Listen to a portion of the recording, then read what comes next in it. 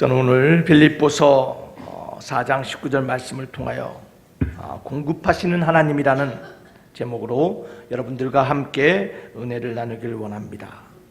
나의 하나님이 그리스도 예수 안에서 영광 가운데 그 풍성한 대로 너희 모든 쓸 것을 채우시리라. 너희 모든 쓸 것을 채우시리라. 여러분, 채우시는 하나님이심을 믿으시기를 바랍니다. 여러분, 채우시리라는 이 단어는 우리가 역으로 생각하면 무언가 비어있고 무언가 부족함의 상태를 말하고 있습니다. 하나님을 믿던 하나님을 믿지 않던 모든 인생에 공통점이 있습니다. 모든 살아있는 인생의 공통점은 그것은 모두 다 부족함을 가지고 산다라는 것입니다. 그리고 그 부족함을 채우기 위하여 우리는 경쟁하며 살아갑니다. 땀을 흘리며 살아갑니다. 무엇인가를 소유해서 그 마음의 부족함을 채워보려고 합니다. 그러나 세상의 모든 것을 설령 소유했다 할지라도 그 부족함과 갈증은 계속됩니다. 왜냐하면 우리 영혼의 빈자리가 채워지지 않기 때문입니다. 어거스틴은 이런 말을 했습니다. 인간의 마음속에는 하나님만이 채울 수 있는 절대적인 공간이 있다라고 말했습니다. 하나님으로 채워지지 않으면 결코 우리의 인생은 만족할 수 없다라는 말씀입니다. 오늘 우리가 기억해야 될 것은 우리 하나님, 나의 하나님은 비어있고 무엇인가 항상 갈망하는 우리 영혼과 삶의 빈자리를 채워주시는 하나님이라는 것입니다. 여러분, 나의 하나님은 채워주시는 하나님이십니다. 여러분, 우리 서로에게 그렇게 고백하기를 바랍니다. 자, 우리 함께 고백하기를 바랍니다. 나의 하나님은 채워주시는 하나님입니다. 여러분, 그 하나님을 믿으며 오늘 예배 가운데 들어가는 저와 여러분 되기를 주 이름으로 축원합니다. 자, 그렇다면 먼저 우리가 그 채워주시는 하나님이 우리의 삶 가운데 무엇을 채워주냐라는 것이에요. 무엇을 공급해주고 계십니까? 이 질문에 대한 답을 발견하기 위하여 오늘 본문의 말씀을 우리 다시 한번 읽어보겠습니다. 우리 빌립보서 4장 19절 말씀 다 같이 한번 읽어보겠습니다. 시작. 나의 하나님이 그리스도 예수 안에서 영광 가운데 그 풍성한 대로 너희 모든 쓸 것을 채우시니라. 아멘. 우리 하나님이 무엇을 채우시고 공급하시니까 첫 번째로 모든 쓸 것을 채우신다라는 것이에요. 모든 쓸 것. 여러분, 이 말씀은 우리 하나님은 우리의 영혼의 양식, 영적인 것뿐만 아니라 우리의 육신의 필요도 채워주신다라는 것이에요. 여러분, 이 말씀을 믿으시기를 바랍니다. 영혼의 양식뿐만 아니라 우리의 육신의 양식도 채워주시는 하나님, 그 하나님이 우리의 삶에 공급하시는 하나님이십니다. 여러분, 빌립보서에 보면요, 많은 유명하고 우리가 사랑하는 말씀들이 있습니다. 제가 앞절을 먼저 얘기할 테니 여러분 뒤에 말씀을 한번 여러분들이 말씀해 보시길 바랍니다. 너희 안에 이 마음을 품으라. 곧 잘하시네요. 또 이렇게 말합니다. 아무것도 염려하지 말고 오직 모든 일에 기도와 간구로 너희 구할 것을 하나님께 감사함으로 구하라. 그리하면 모든 지각에 뛰어나신 하나님이 어떻게 하신다고? 너희 마음과 생각을 지키시리라. 할렐루야. 너무나 잘하셔요. 우리의 마음을 지키시고 우리의 마음을 예수의 마음으로 만들라라는 말씀입니다. 여러분, 많은 사람들이 이 말씀을 사랑하면서요, 우리 하나님께서는 마치 우리의 보이지 않는 마음과 생각에만 관심을 가지시는 하나님이라고 생각해요. 여러분, 우리 하나님은 그렇지 않으세요. 우리의 마음과 생각에 관심을 갖는 것뿐만 아니라 우리가 살아갈 때 필요한 모든 쓸 것에도 관심을 가지시고 공급해 주시는 분이 우리 하나님이심을 믿으시기를 바랍니다. 모든 쓸 것을 채우시는 하나님. 여러분, 어느 부모가 그 자식의 입는 것 먹은 것을 걱정하지 않는 부모가 어디 있겠습니까? 우리 하나님은 뭐라고요? 우리의 모든 쓸 것, 영적인 것뿐만 아니라 우리의 육신적인 필요도 아시고 채워주시는 하나님이심을 믿으시기를 바랍니다. 또한 우리 하나님이 무엇을 공급하고 있습니까? 여러분, 오늘 본문의 말씀에서 우리에게 깨닫기 원하시는 것은요, 두 번째로 우리 하나님은 욕심이 아닌 우리의 필요를 채우시는 하나님. 주보 자막 보여주시기 바랍니다. 뭘 채우신다고요? 욕심이 아닌 필요를 채워요. 욕심이 아닌 필요. 여러분, 우리의 욕망과 우리의 탐욕을 채우시는 분이 아니라 우리의 삶에 정말 필요가 무엇인가를 아시고 족한 은혜로 그 필요를 채워주신 하나님이 저와 여러분 하나님이심을 믿으시기를 바랍니다. 여러분, 이 욕심이 아닌 우리의 필요를 채우시는 하나님의 이 말씀의 가장 좋은 예는 여러분 구약의 만나의 이야기예요. 여러분, 만나의 이야기 아시죠? 하나님께서 광야 생활하는 이스라엘 백성들에게 만나로 먹여주셨어요. 이 은혜의 상징인 만나의 특징이 무엇입니까? 여러분, 이 만나는요 매일매일 받아야 되는 거예요. 매일매일 아침에 받아요. 그것도 이른 아침에 일어나서 만나를 주어야지만 먹을 수 있었어요. 게으른 사람은 먹을 수도 없었습니다. 또한 욕심을 불고요 만나를 많이 모아서 내일을 위하여 저장하면 그 만나가 어떻게 됐습니까? 벌레가 생겨서 먹지 못하게 되었어요. 하나님께서는 이렇게 이스라엘 백성을 만나를 통해서 훈련시켰는데 왜 하나님이 훈련시켰을까요? 그 뜻이 무엇입니까? 그것은 이스라엘 백성뿐만 아니라 광야와 같은 인생을 살아가는 우리들도 매일매일 만나와 같은 은혜가 필요하다는 것을 발견하기 위함을 여러분 기억하시기를 바랍니다. 우리도 일용한 하나님의 그 은혜를 욕심이 아닌 필요만큼 우리 하나님께서 채워주시고 주심을 발견하시기를 바랍니다. 우리 하나님은 욕심이 아닌 필요를 채워주시는 하나님이에요. 프랑스의 사상가 몽테뉴가 이런 말을 했습니다. 탐욕은 모든 것을 얻고자 욕심을 내어도 도리어 모든 것을 잃게 한다라고 말하고 있습니다. 여러분, 지나친 욕심은 우리의 마음의 눈을 어둡게 하고 우리가 가진 것을 보지 못하게 하여 모든 일을 그르치게 함을 여러분 기억하시기를 바랍니다. 필요 이상의 것을 탐내지 마세요. 너무 큰 욕심 품고 살아가지 마시길 바랍니다. 일확천금을 꿈꾸지 마시길 바랍니다. 나에게 일용할 양식을 주옵소서라는 우리의 기도를 생각하며 날마다 우리의 삶 가운데 욕심을 내려놓고 우리의 필요를 하나님께 기도하면 영광 가운데 그 풍성한 대로 우리 삶을 채워주시는 하나님이심을 믿으시기를 바랍니다. 우리 하나님이 무엇을 공급하신다고요? 모든 쓸 것을 필요대로 공급하시는 그 하나님을 여러분 기억하시기를 바랍니다.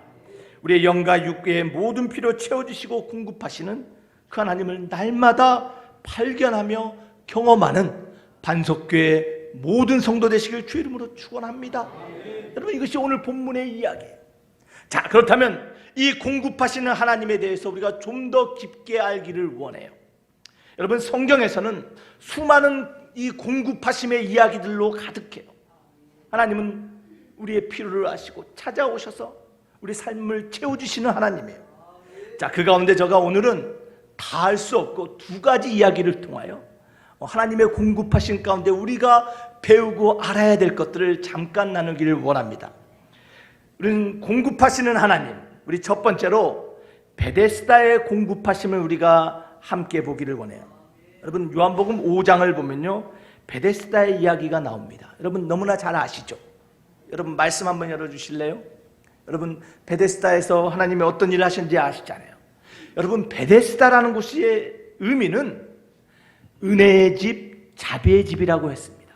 그것은 하나님의 은혜가 넘치고 하나님의 자비가 넘치는 곳인데, 오늘 성경 요한복음 5장에 등장하는 이 베데스다는요 하나님의 은혜가 사라져버리고 이제 소망이 없는 절망의 집으로 바뀌어져 있는 것이 오늘 요한복음 5장의 이야기예요. 자, 그런데 그 하나님께서, 예수님께서 소망을 잃고 절망의 집이 된 이 베데스다를 회복시키시고 다시 한번 은혜와 소망이 넘치는 하나님의 집으로 만들기 위하여 주님의 찾아간 이야기가 바로 이 베데스다의 이야기예요. 자, 이 베데스다에서 하나님이 무엇을 공급하십니까? 오늘 본문을 보면요, 요한복음 5장을 보면 38년 된 병자가 있었습니다. 근데 주님께서 그곳에 가셔서 6절에 보니까 그 병자를 보시고 그의 병이 오래됨을 아셨다라고 말합니다.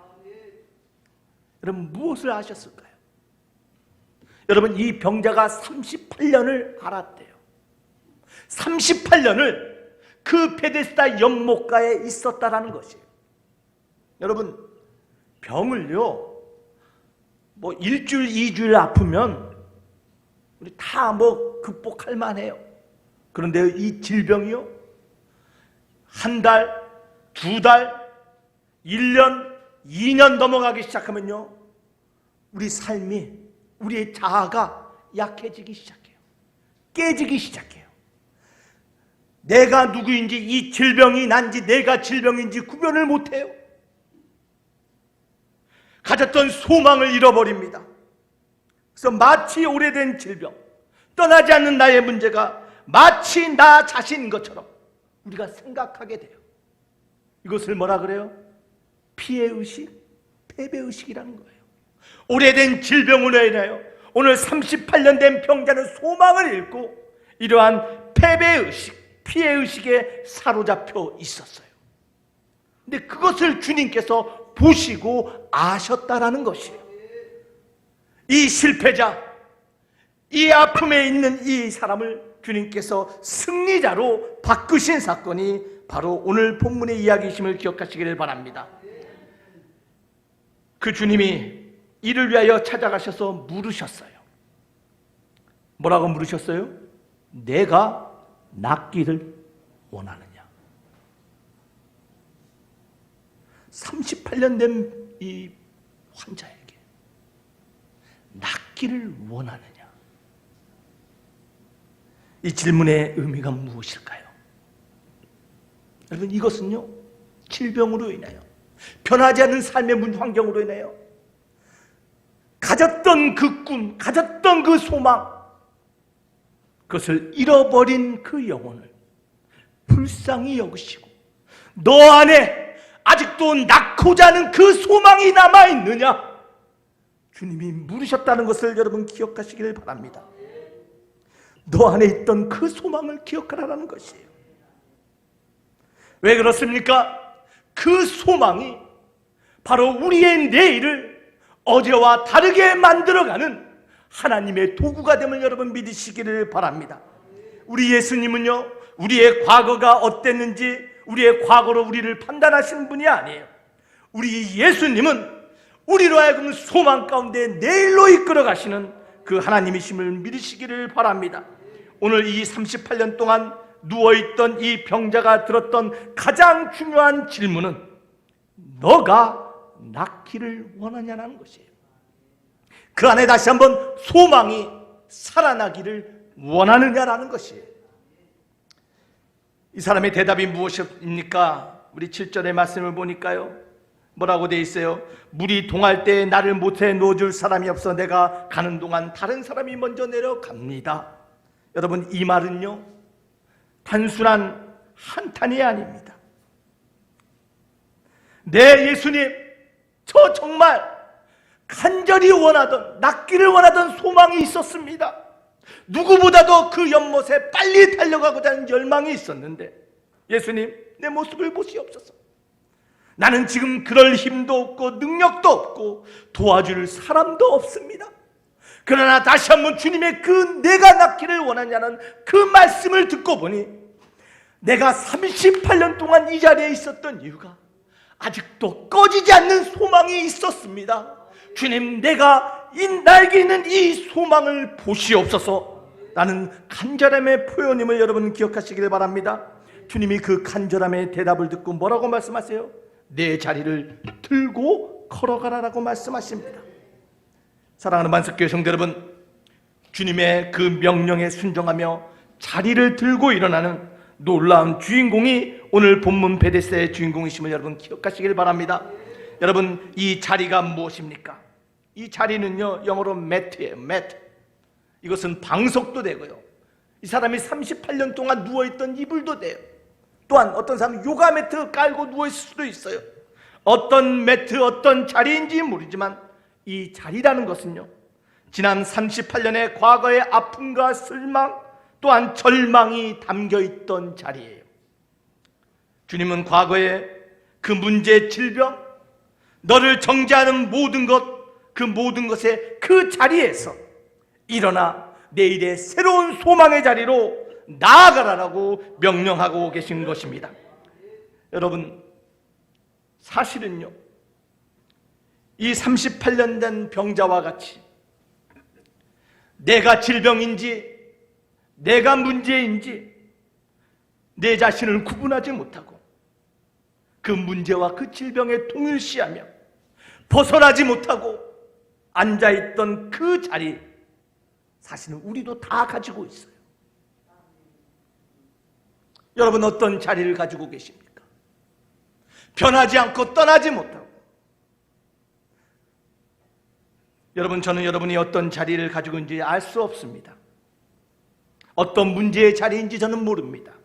여러분만이 알고 있는 그 변하지 않는 자리가 있습니다. 그러나 주님은요, 지금도 보시고 아시고 물으셔요. 내가 정말 낫기를 원하느냐? 내가 정말 그 자리를 일어나 걸어가기를 원하느냐? 그 자리가 무엇이든 얼마나 오래됐든 그것이 너를 어떻게 말하든 우리 주님은 상관하지 않으십니다. 내가 고통과 패배의 그 자리, 변하지 않는 절망의 그 자리에서 남은 인생을 살 것이냐, 아니면 그 절망의 돗자리를 들고 일어나 소망의 내일로 나아갈 것이냐, 우리 주님이 물으신다는 것이. 사랑하는 만석교회 성도 여러분, 오늘 그 주님의 그 물으심을 듣는 시간 되기를 원합니다. 내가 낫기를 원하느냐? 주님의 그 질문에 내 안에 있던, 잊어버렸던, 깨졌던 소망이 불씨가 다시 살아날 때, 오늘 이 38년 된 이 병자와 같이 우리도 일어나 우리의 삶의 자리를 다시 한번 주님이 원하시는 곳으로 옮겨가게 될 줄 믿습니다. 사랑하는 만석교회 성도 여러분, 이 기적의 주인공 되기를 주 이름으로 축원합니다. 여러분, 기억하시길 바랍니다. 베데스다, 그 소망이 없고 절망이 없던 그곳에 주님이 가시자 그 자리가 자비와 소망의 자리가 되었습니다. 여러분, 주님이 계신 곳에는 언제나 소망이 있습니다. 이것이 오늘 베데스다의 이야기예요. 여러분, 코로나로 인하여 여러 가지 어려운 환경으로 인하여 많은 사람이 소망을 잃고 살아갑니다. 여러분, 기억하시길 바랍니다. 주님이 계신다면 그곳에는 소망이 있습니다. 주님을 모시고는 내가 있기에 나의 가정에 소망이 있는 것이고, 주님이 계신 우리 교회가 있기에 이곳에 소망이 있음을 믿으시기를 바랍니다. 그 주님은 언제나 우리 삶을 보시고 들어오셔서 물으십니다. 내가 낳고자 하느냐? 사랑하는 반석교회 성도 여러분, 그 주님의 질문에 예수님, 나 치료받기를 원해요. 예수님, 내 깨어진 관계가 회복되기를 원해요. 예수님, 해결할 수 없는 이 문제가 열리기를 원해요. 믿음으로 간절히 우리의 소망을 주님께 아뢰을 때 나의 회복된 그 소망, 우리의 간절한 그 소망이 하나님의 능력과 만날 때, 그때 하나님의 역사, 하나님의 기적이 일어남을 믿으시기를 바랍니다. 여러분, 이것이 베데스다의 공급하심이에요. 여러분의 삶에 무너지고 잃어버린 그 소망, 우리 다시 한번 우리 주님이 회복시키심을 믿으시기를 바랍니다. 두 번째로 우리가 공급하신 하나님의 이야기는 광야에서의 공급하심을 통해서 우리가 함께 발견하기를 원합니다. 여러분, 요한복음 6장의 말씀에 보면 어떤 이야기가 등장합니까? 오병이어의 기적이 등장해요. 그렇죠? 오병이어. 보리떡 5개와 물고기 2마리를 통하여 몇 명을 먹여요? 5,000명을 먹이는 사건이 등장합니다. 기가 막히죠?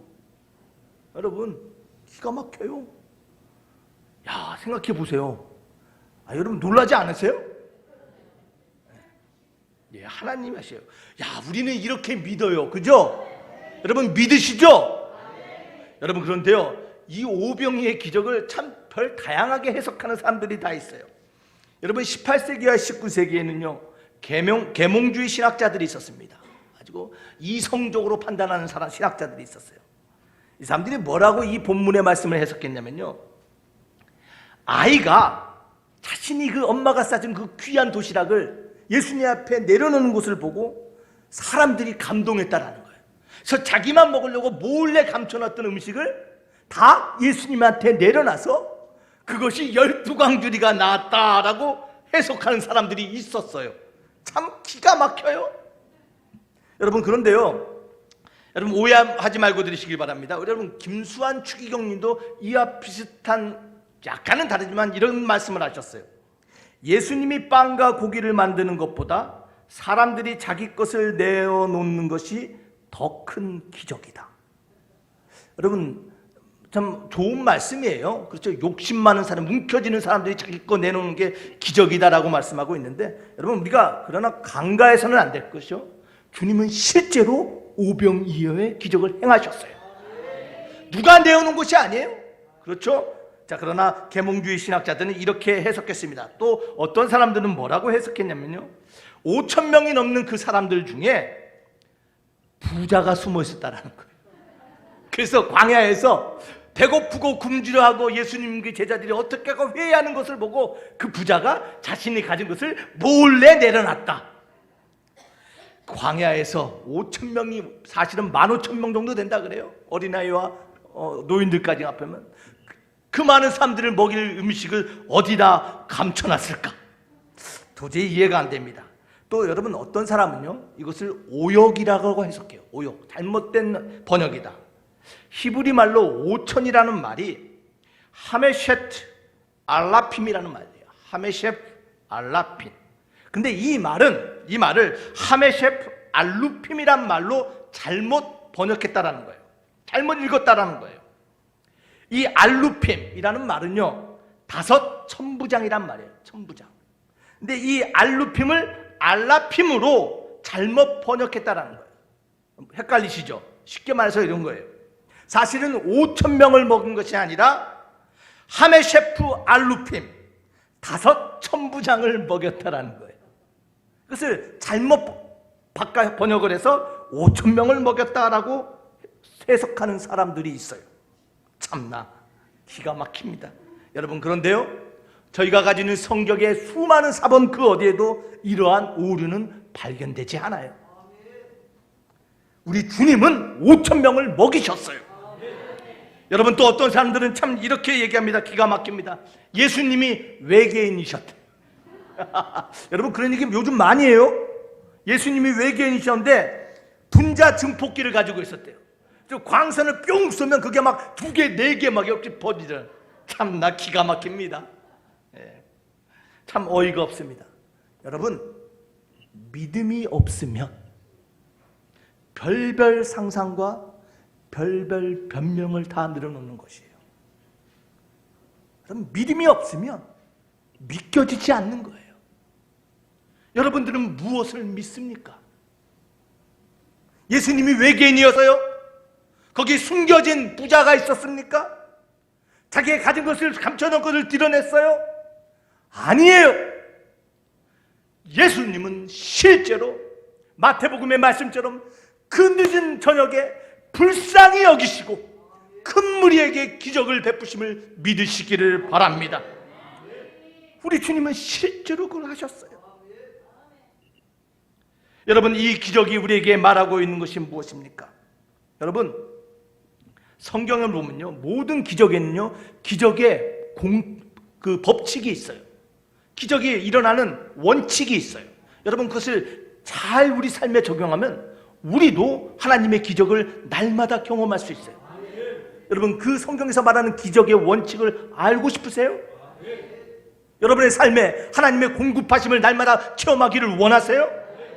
여러분 성경이 말하고 있는 기적의 원칙은 뭐냐면, 하나님의 기적은 우리 삶의 간절한 필요를 아시고 보셔요. 자, 그런데 그 필요와 함께 우리의 동참을 요구하세요. 뭘 요구하신다고요? 우리의 동참을. 성경의 기적을 보면요, 하나님이 하시는 일과 우리가 할 수 있는 일이 만날 때 기적은 일어나는 것이에요. 하나님이 그냥 우리에게 행하는 것이 아니라 우리의 믿음의 행함을 요구하세요. 오늘 본문에도 그러한 이야기예요. 여러분, 오늘 본문에 보면요, 4가지의 사람이 등장합니다. 기적의 동참자들 4분류의 사람이 등장해요. 첫 번째는 어린아이, 두 번째 제자들, 세 번째 큰 무리, 네 번째 예수님이 등장해요. 첫 번째로 여러분, 어린아이와 같은 사람들이 누굽니까? 이 어린아이라는 것은요, 자신의 것을 드리는 사람이에요. 여러분, 모든 기적은요, 드림에서 시작돼요. 이게 성경의 이야기의 원칙이에요. 여러분의 것이 작든 크든 놀라운 능력이든 부족한 모습이든 여러분의 시간과 헌신과 가진 것, 여러분의 열정을 하나님 앞에 드릴 때 그때 하나님의 기적은 시작된다라는 것이에요. 말만이 아니라 여러분의 믿음으로 드릴 때 하나님은 그것을 통하여 기적을 시작하심을 믿으시기를 바랍니다. 그래서 어린아이 같이 드리는 사람이 있어요. 두 번째 어떤 사람입니까? 제자와 같이 섬기는 사람이 있어요. 이것은 무엇입니까? 예수님의 말씀대로 그 떡강주를 가지고 예수님 말씀대로 띄어서 나눠줄 때 하나님의 기적이 전해졌어요. 기적을 나누는 섬김의 사람들이 있었어요. 또한 큰 무리의 사람들이 있습니다. 이 사람들은 누구예요? 하나님의 기적을 받는 사람들이에요. 오병이의 기적을 먹었던, 체험했던 사람들이에요. 사랑하는 반석교회 성도 여러분, 하나님의 기적을 날마다 받으시기를 원하십니까? 먹기를 원하십니까? 체험하기를 원하세요? 여러분, 그런데요, 우리 주님이 원하시는 것은 기적을 받는 자에 머물지 말라는 거예요. 여러분, 매일 부족해서 받고 사는 인생 되기를 원하세요? 남의 테이블에서 떨어지는 부스러기를 원하는 그러한 인생을 살기를 원하세요? 아니에요. 하나님은 우리의 필요를 하시고 채워주시고 부어주시는 분이시지만 우리가 평생을 받는 자에 머무는 것을 원치 않으세요. 우리 주님께서는 받는 자가 아니라 이제 섬기는 자, 주는 자로 나아가기를 원하시는 하나님이심을 여러분 기억하시기를 바랍니다. 여러분, 이것이 우리 믿음의 여정인 거예요. 믿음은 자람으로써 하나님의 은혜를 받는 자에 머물러 있던 내가 믿음이 자람을 통하여 섬기는 자가 되고 또한 기적을 일어날 수 있는 드리는 자로 나아가는 것이 우리 믿음의 여정이에요. 사랑하는 반석교회 성도 여러분, 여러분 지금 믿음의 여정이 지금 어디에 머무르고 계십니까? 혹시 받기만을 원하는 큰 무리와 같은 자리에 혹시 머물고 계십니까? 여러분, 오늘 말씀을 통하여 공급하시는 하나님에 대한 그 신뢰의 믿음으로 섬기는 자, 나누는 자로 나아갈 수 있는 하나님의 귀한 은혜가 여러분의 삶에 함께하기를 축원합니다. 자, 그리고 예수님이 등장해요. 예수님은 누구세요? 바로 모든 기적의 주체이세요. 그렇죠? 여러분, 그 주님이 우리에게 원하십니다. 받는 자 되지 말고 머물지 말고 섬기는 자, 주는 자가 되라고 하십니다. 주님이 사용하실 그 기적의 시발점이 되시기를 바랍니다. 그런 동역자 되시기를 바랍니다. 여러분, 광야에 공급하시면서 기억하시길 바랍니다. 우리 하나님은 기적을 행하시는데 우리의 동참을 통하여 하나님은 기적을 일으키신 하나님이심을 믿으시기를 바랍니다. 여러분, 성경은요, 이런 수많은 기적의 이야기들로 가득하고 가득 차 있어요. 공급하신 하나님의 이야기. 여러분, 그런데요, 우리 하나님은요, 지금도 공급하고 계세요. 2000년 전의 성경의 과거 이야기뿐만 아니라 오늘도 우리의 삶 가운데서 놀라운 공급하심과 기적을 베푸신 하나님이심을 믿으시기를 바랍니다. 여러분, 우리 다 체험하셨잖아요. 여러분, 제가 얼마 전에요, 박모세라는 청년의 이야기를 들었어요. 너무나 제가 도전을 받고 감동을 받았어요. 여러분 혹시 아세요? 박모세? 예, 들으신 분도 있어요. 이 청년이 뭐라고 했냐면, 노래는 곧 저의 삶이고 저 삶에 없어서는 안 될 에너지예요. 기적은 어디에나 누구에게나 찾아옵니다. 포기하지 마세요. 기적을 노래하는 성악가 예수 청년 박모세.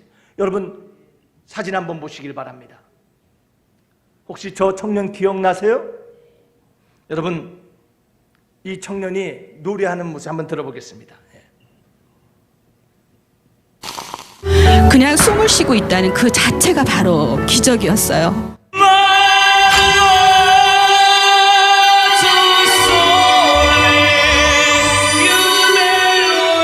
노래는 저의 없어서는 안 될 에너지고 저의 없어서는 안 될 저의 삶이에요.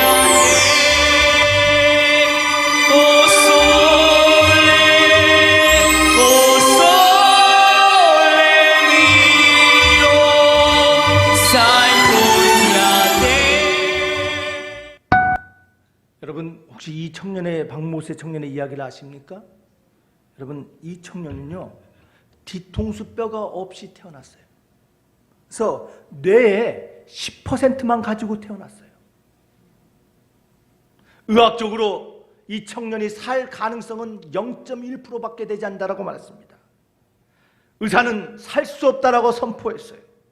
그런데요 그 어머니 조용의 집사는요, 의학이 할 수 없다면 하나님이 하실 일이라고 믿으며 믿음으로 이 아이를 키웠어요. 할머니는요 이 어린 손자를 위해서요 평생을 교회에서 아이를 위해서 기도했어요. 그 어머니의 믿음과 이 할머니의 기도를 통하여 이 아이는 살아났어요. 살 수 없을 것이라. 근데 오늘날까지 하나님의 복음을 전하고 하나님의 이름을 찬송하는 기적을 노래하는 청년이 되었어요. 여러분 평창 동계 스페셜 올림픽에서 이 박모세가 나와서요 개막식에서 애국가를 불렀어요. 많은 사람들이 이 청년의 이야기를 듣고 깜짝 놀랐어요. 그가 정말 하나님이 공급하시고 채워주시고 기적을 베푼 그 기적의 주인공이라고 세상 가운데 드러나고 하나님이 사용하심을 믿으시기를 바랍니다. 여러분 10%의 뇌를 가지고 나왔지만 우리 하나님은 나머지 90%를 채워주신 하나님이심을 믿으시기를 바랍니다. 우리 하나님이 이 청년의 영혼 가운데 우리 하나님은 목소리라는 하나님의 달란트를 채워주시고 부어주시사 이 청년이 하나님의 은혜와 기적을 노래하는 주인공이 됨을 여러분 기억하시기를 바랍니다. 여러분 우리 하나님은요 지금도 공급하시고 지금도 살아서 역사하고 계세요. 여러분 여기에 뇌가 10%밖에 없는 사람이 있습니까? 머리 조금 다쳤다고 좌절하지 마세요. 우리 하나님은 지금도 하나님을 찾는 자, 하나님을 믿는 자를 통하여 하나님은 공급하시고 회복하시는 하나님이심을 믿으시기를 바랍니다. 지금도 우리의 영육의 모든 필요를 공급하시는 그 하나님을 믿는 자에게 그 믿음을 따라 역사하시는 하나님이 저와 여러분의 하나님이심을 믿으시기를 바랍니다. 하나님은 지금도 이 믿음의 사람을 찾고 계세요. 그 믿음을 통하여 일하시기를 원하세요. 여러분 혹시 이거 아세요? 아이고 목사님 그러한 믿음은 성경에 나온 위대한 사람들의 믿음 아닙니까? 아이고 저는 믿음이 작아서 믿음이 볼품없어서. 여러분 근데 성경은요 믿음의 조상 아브라함이 가졌던 믿음과 우리의 믿음이 같다라고 말하고 있어요. 여러분 놀라운 일이에요.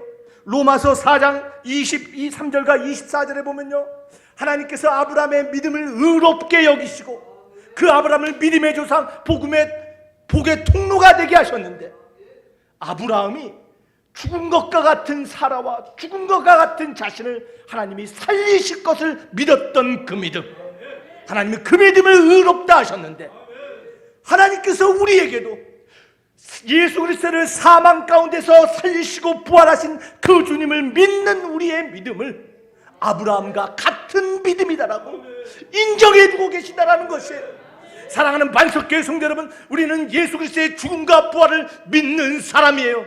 그 믿음은 아브라함과 같은 믿음이며 아브라함을 통하여 복의 통로가 된 것처럼 그 믿음을 가진 우리를 통하여 우리 하나님께서는 오늘도 하늘의 것을 열어서 공급하시고 우리를 통하여 복의 통로, 믿음의 하나님의 자녀가 되게 하심을 믿으시기를 바랍니다. 사랑하는 만석교회 성도 여러분, 그 믿음의 사람이 저와 여러분이에요. 그 믿음을 가지고 계세요? 여러분, 그 믿음대로 살아가시기를 바랍니다. 여러분들 대단한 사람들이에요. 아무나 예수 그리스도의 죽음과 부활을 믿지 못해요. 여러분, 그 주님의 그 십자가의 죽음과 부활, 그 믿음을 믿기에 오늘도 주님은 우리를 의롭다 하시고 우리의 그 믿음을 통하여 공급하시고 역사하시고 기적의 주인공 되게 하심을 믿으시기를 바랍니다. 여러분, 오늘날 너무나 많은 사람들이 성경의 이야기를 믿지 않아요. 성경의 기적을 무슨 신화 속의 신비로운 이야기라고 생각해요. 여러분, 저와 여러분들은요, 두 가지 세계에 동시에 살고 있어요. 성경은 천국과 현실을 같이 산다라고 말해요. 여러분, 그뿐만 아닙니다. 저와 여러분 보이는 세계, 보이지 않는 세계를 살아가고 있어요. 가능의 세계, 불가능의 세계를 함께 살아가고 있어요. 여러분, 오늘날 이 개념을 오늘날처럼 쉽게 이해할 수 있는 시대가 없었어요. 오늘날 사람들은요, 보이지 않는 세계란 것에 대한 그 컨셉, 관념을 너무나 잘 이해하고 있어요. 오늘날 보시길 바랍니다. 여러분, 가상화폐가 있어요. 진짜 화폐 말고 가상화폐. 눈에 보이지도 않아요. 근데 그 돈을 캔대요. 사용해요. 여러분, 현실 세계뿐만 아니라 가상의 세계가 있어요. 버추얼 리얼리티. 눈에 보이지 않는 세계. 만져지진 않지만 실제로 존재하는 그런 컴퓨터 안에 세계가 있어요. 근데 실제 그것을 통해서 역사해요. 여러분, 눈에 보이는 세계가 있는데 왜 눈에 보이지 않는 영적 세계가 없다라고 말 안 하십니까? 그렇죠? 여러분, 눈에 보이지 않는 세계가 있음을 믿으시지 않습니까? 가상 세계를 믿는데 왜 영적 세계를 믿지 못하냐는 것이에요. 사랑하는 만석교회 성도 여러분, 예수님은 보이는 세계와 보이지 않는 세계의 주인이심을 선포하고 계십니다. 또한 지금도 그 주님을 믿고 모시고 사는 자녀들에게 지금도 세상을 이길 힘과 삶의 모든 필요를 공급하시며 하나님의 기적의 주인공 되기를 우리 하나님은 만들어 나가심을 믿으시기를 바랍니다. 오늘 말씀을 생각하시며 여러분, 삶의 그 자리, 38년 된 병자가 앉아있던 그 자리와 같은 그 문제의 자리를 박차고 일어나시길 바랍니다. 주님이 원하시는 소망의 자리로 나아가시길 바랍니다. 그 기적의 주인공 되시길 바랍니다. 우리 안에 그 주님의 십자가의 그 능력을 믿는다면 하나님은 그 믿음을 통하여 성경의 수많은 기적의 주인공들처럼 저와 여러분도 사용함을 믿으시기를 바랍니다. 우리 하나님, 우리의 필요를 공급하시는 하나님이십니다. 오늘 말씀을 생각하며 우리 잠깐 기도하겠습니다.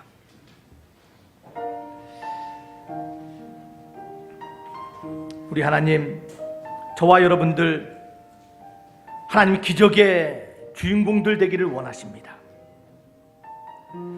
질병의 자리, 문제의 자리, 절망의 자리, 그 자리에 머무는 것이 아니라 하나님 말씀 붙잡고 일어나 소망의 자리로 나오라 하십니다. 기적의 주인공 되라 하십니다.